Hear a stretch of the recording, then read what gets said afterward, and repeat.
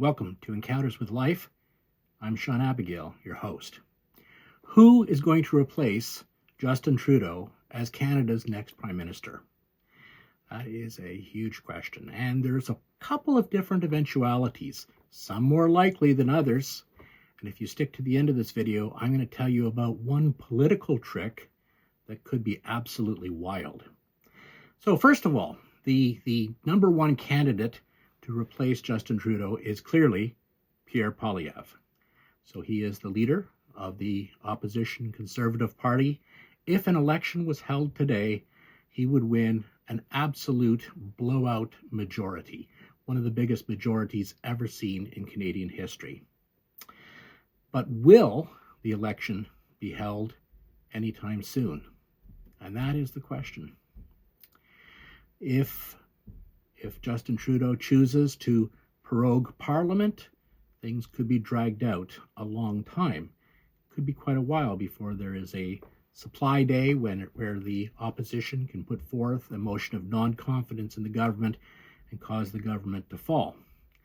So, it's not in any way certain that Pierre Poilievre is going to become the Prime Minister anytime soon. That would take an election, and we may not have an election for quite a while. Pierre Poilievre is an interesting candidate. He is certainly young, photogenic, beautiful family. He's quick on his feet. He is quick with a comeback. He's fluently bilingual. He's got charisma, let's face it. And so I think the smart money is that Pierre Poilievre will be Canada's next Prime Minister.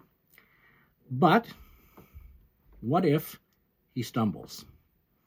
Could happen, not likely, but could happen. Then the Conservatives will be looking for another leader. And I think there is only one person who is likely to take that mantle. That is Doug Ford. Doug is well liked in Ontario. He is a kind of a fun kind of guy. He is a populist. He's made some decisions in Ontario that have been very popular, like allowing sale of beer in grocery stores. Things like that just resonate with the people. So Doug Ford would be a good candidate, potentially, to replace Pierre Poilievre if some weird thing happened and Pierre stumbled. One problem with Doug Ford, though, and that is he's not, as far as I know, bilingual. He's certainly not fluently bilingual the way Pierre Poilievre is. Well, what about other candidates? Chrystia Freeland, who is a Liberal and was until recently the Deputy Prime Minister, the number 2 person in Canada, and the Finance Minister. And she pulled off, let's be honest here, a spectacular political move in her resignation letter as Deputy PM and as Finance Minister. Right before she was to give an update on the fall economic statement, she resigned. And, she had just been fired by Justin Trudeau, and she turned that into a referendum kind of thing on Justin Trudeau's leadership. She took being fired and she turned it against her boss. That was a spectacular political move, and her strengths are she can say, well, I was finance minister, but I didn't want all of the economic destruction that ended up resulting from Justin Trudeau's leadership. So she vaulted herself into the number 1 position for leading the Liberal Party.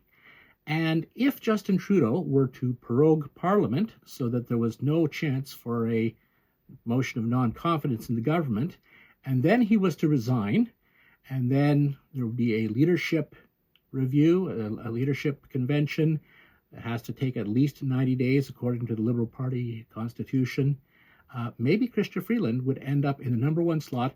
She would become the Prime Minister, and then she would be left trying to win the next election.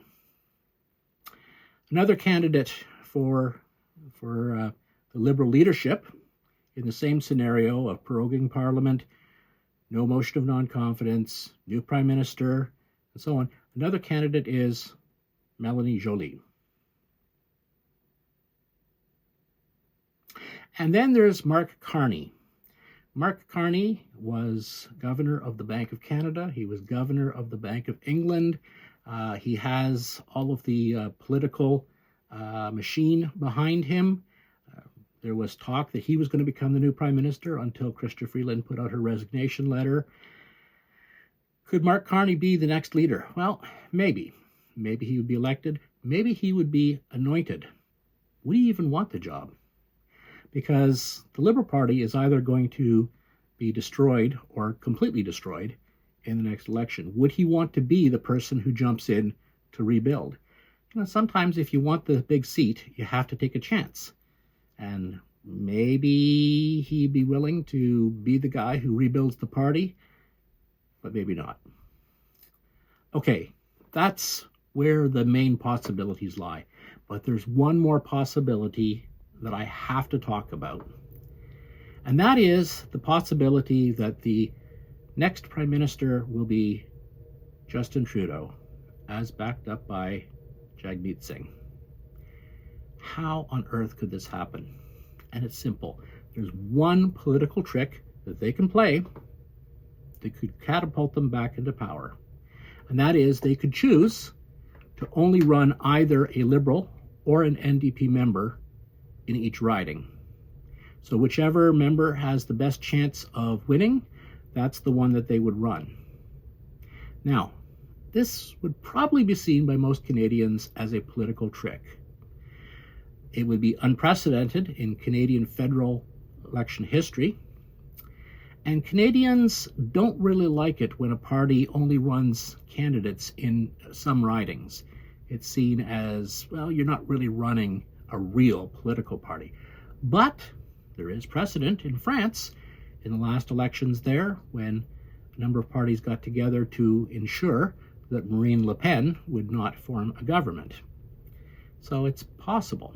It's possible that they will end up with a minority government and Justin Trudeau will continue. Let's hear what you have to say. What's your opinion? Leave a comment and I'd be happy to read it and think about it and hopefully even reply. That's Encounters with Life. I'm Sean Abigail. Thank you very much. Hey, if you found this content interesting, if you think this channel has potential, please like and subscribe. And also, if the content might be helpful to someone, please share it with them. I hope that you'll help the channel to grow. Thank you. Bye-bye.